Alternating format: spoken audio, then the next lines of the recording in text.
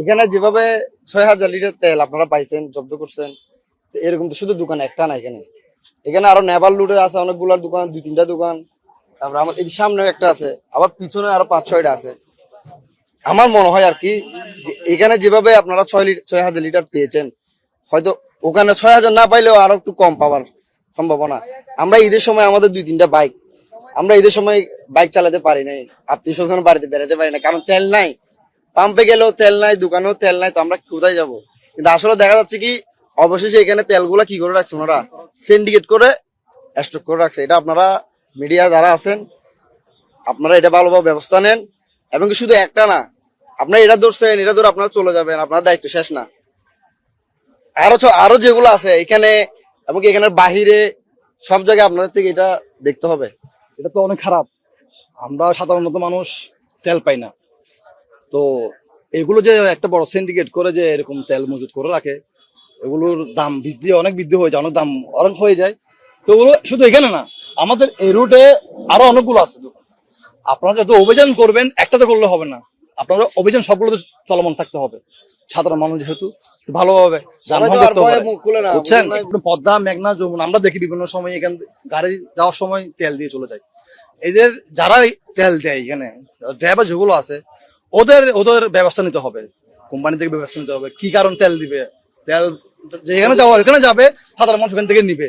এটা তো ভালো জিনিস না, এটা তো আমার চোখে খারাপ। গাড়ি নিয়ে আসে আর ডিডি কখন পদ্মা, মেঘনা, যমুনা এই গাড়িগুলো তেলগুলো দিয়েছে, এখান থেকে কোনো বাইরের তেল আসে না। এই যে এখান থেকে যাওয়ার সময় তেলগুলো নেমে তেল দিয়ে যায়। এগুলো তো গাড়ি থেকে চুরি করে গাড়িওয়ালা যেগুলা নিয়ে যায়, গাড়িওয়ালা গুলো নিয়ে যায়, এদেরকে গাড়িওয়ালা গুলা দিয়ে যায়। এই গাড়ির তেলগুলা গাড়ি থেকে এরা নামাই। এখানে একটা না আর 10টা আছে রোডে, একটা শুধু এটা না, এখান থেকে লাইন দিয়ে আর 10টা আছে। ওইখানে একটা আছে বড় রূপ এন্ড সন্স। এখানে ওই সামনে আরো 2টা আছে। তো এরা গাড়িওয়ালা গুলো থেকে এরা সোরা কিনি করে এরা স্টক করে। এরা কিন্তু ওই ডাইরেক্ট ফার্ম থেকে আনে না, বা ওইখান থেকে চুরি করে না। ওই এই গাড়িগুলা দিয়ে যায়। এটা তো করে আজকে 17-18 বছর থেকে করতেছে, এখনো করতেছে, বলো আজকের না, অনেক পুরোনা। এই রুটে 1 টাকা বা 8 টাকা কমে বেছে, ফার্ম থেকে 8 আনা বা 1 টাকা কমে বেছে। এরা ওইখান থেকে চুরি করে নেই। মনে করেন 500 টাকা দিলে 1000 টাকা তেল দেয়। তো 1000 টাকা তেল যদি এরা 1 টাকা 8 টাকা করি, তেলটা ফায়দা কম দামে কিনে বিলেই তো কম দামে ছাড়তে পারতেছে এরা। আরেকটা বিষয় এরা গাড়ি দেয়, যত গাড়ি আছে গাড়ির পদ্মা মেঘনা যত গাড়ি আছে এরা দিয়ে যায় এদেরকে। এরা চোরা কিনে অবৈধ, এটা অবৈধ। এটা এখন আমরা তো স্যার জানি না, এটা কি ওরা কি সরে আনছে নাকি কোথা থেকে আসছে, এটা তো আমরা কনফার্ম জানি না।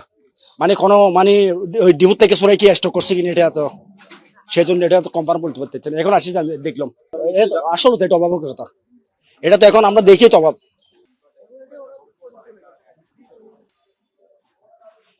বাইক তো আছে, বাইক থাকলে তো অবশ্যই তেল বেজে গেলে ওনার থেকে নিই আমরা 130 টাকা করে নিই। ওখান থেকে যদি একটু 5 টাকা বাড়তি নিবে আর কি, পাম্প থেকে 5 টাকা বাড়তি করে নিই, বোতলের টাকাটাও নিয়ে নেই। এখন এদের তো দোষ নাই, দোষটা হচ্ছে আপনার বাউসারের, মেঘনা, পদ্মা, যেটা যে ওখান থেকে আসে তেলগুলা, ওখান থেকে না আসলে তো এরা পাবে না, তাই না?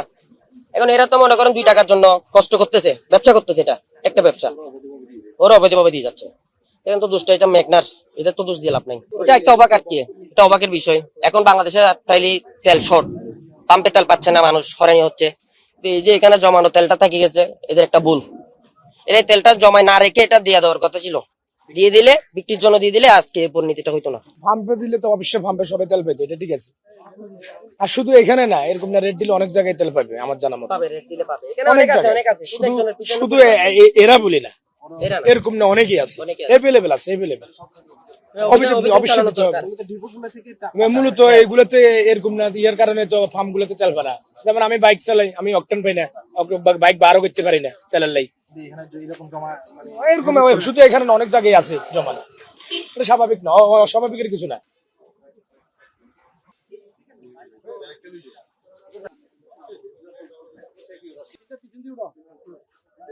থানা শক্তিশালী হইলে তো থানা আর লাকি লাভ কি, থানা থাকি লাভ কি? থানা যদি শক্তিশালী হয়। এই ব্যবসা চলতেছে, আমি ভিডিও করছি, আমার কাছে ভিডিও ফুটেজ আছে, আমি অনেকবার ফেসবুকে দিছি, এখনো আছে আমার কাছে ভিডিও ফুটেজ, আজকে দিছি আমি। এখানে কোনো গিয়া দেখি না, প্রশাসনের ভূমিকা দেখি না যে এদের ঘরে উৎপাত করবে বা এদের ঘরে অ্যারেস্ট করবে বা এই অবৈধ তেলের ব্যবসা এখানে আরো 27টা আছে এখানে, কথা বুঝছেন? ওরা আরো উল্টা, এই প্রশাসন তো এদের সাথে জড়িত। এরা এত শক্তিশালী, প্রশাসনের টাকা নেই, অভিযান হইতো না এখানে। আমি অনেকবার দিছি, ভিডিও ফুটেজ আছে আমার কাছে, আমি অনেকবার দিছি, কিন্তু এটা কোনো সফল হয় না। আজকে দেখলাম, দেখলাম যে এখানে তেলের একটা অভিযান চলতেছে। সরকারের যখন ছিল তখন থেকে জড়িত, এই অনেকদিন ধরে করতেছে এরা। আলমগীর চৌধুরী জড়িত, তারপরে শাহিনুর আলী আকবরের ছেলে জড়িত, তারপর আরো অনেক লোক আছে এদের। এখানে তেলের গাড়ি ঢুকে যায় বসার, আমার কাছে ভিডিও ফুটেজ আছে। এখানে আন্ডারগ্রাউন্ড আছে, ওই আন্ডারগ্রাউন্ডে তেল দেয়। আর যতগুলা তেলের সিন্ডিকেট আছে সব টাকা আলমগীর ইনভেস্ট করে বলে শুনছি আমরা। এর টাকা দিয়ে আসে, এরা মাল কিনে এদের ঘর কমিশন দেয়, এর এটা নিজস্ব গাঁটি আলমগীর চৌধুরী। আছে আছে আছে আছে আলমগীর চৌধুরীর পরিচয়, আলমগীর চৌধুরী বাড়ির ছেলে, এর বাবার নাম সালামত মনে হয়। এর আওয়ামী লীগ করতো, এর ছবিও আছে, এমপির সাথে ছবি আছে, নৌকা নিয়ে ছবি তুলছে, এটাও আমার কাছে আছে।